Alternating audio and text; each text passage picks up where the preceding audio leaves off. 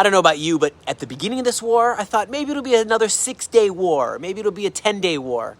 458 days later, still wearing the uniform. Who would have guessed?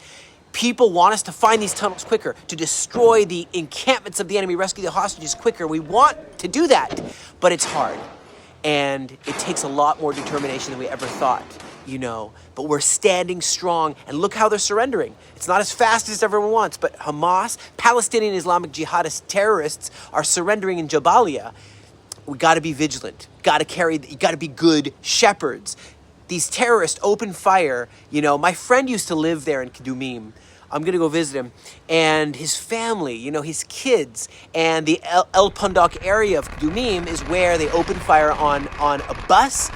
I think they injured about 6 Israelis and killed 3 Israelis. And the terrorists will be brought to justice. 3 victims died. In a second, everything that you hold dear, you gotta be able to be in prayer, be alert, look into the season, not sleep, be awake. It's estimated that 40% of Hamas tunnels still remain. That's a lot. I know it's disappointing to hear that, but we're finding these tunnels little by little on these missions.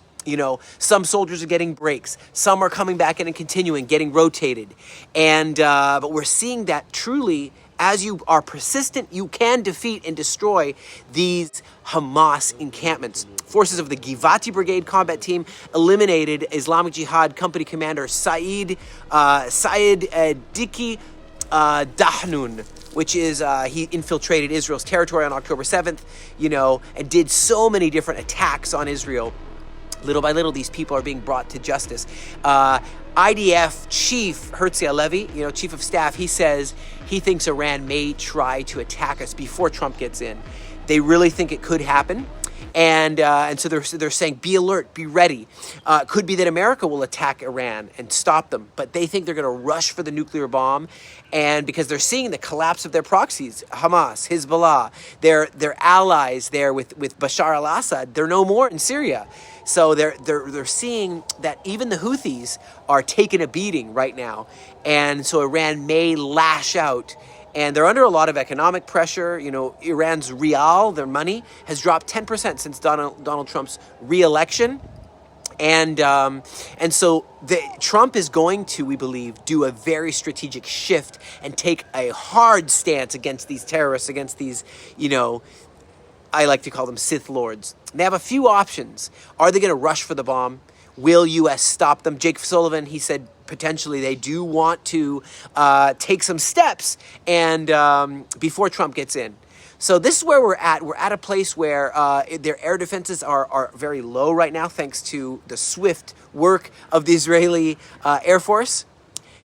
Jewish Agency mentioned that 400% increase of Aliyah from France, 70% increase from United States and Canada. That's Jewish people that want to come and move here, filled out an Aliyah application. And they're coming to this Middle East. They're coming to a place that has been ravaged by terror. But they're coming to build a new home. And that's why we, the Aliyah Return Center, are here to help them. I mean, you look at what Syria was busy doing with chemical weapons. You look at what they're doing with the Captagon drug. They had a $10 billion a year drug trade. So did Hezbollah. It's like mafia criminals, and you see these production factories are starting to be discovered. What will the new kids on the block, Hayat al-Tahrir al-Sham, what will they do? Will they eradicate this consumption of drugs, or will they keep going in this manner?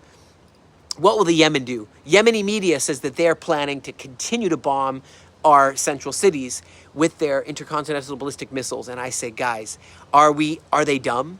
No. And the United States is going to keep striking them until they realize that they can't continue to do what they do. I love the words of King David. Oh my God, I trust in you. Let me not be ashamed. Let not my enemies triumph over me.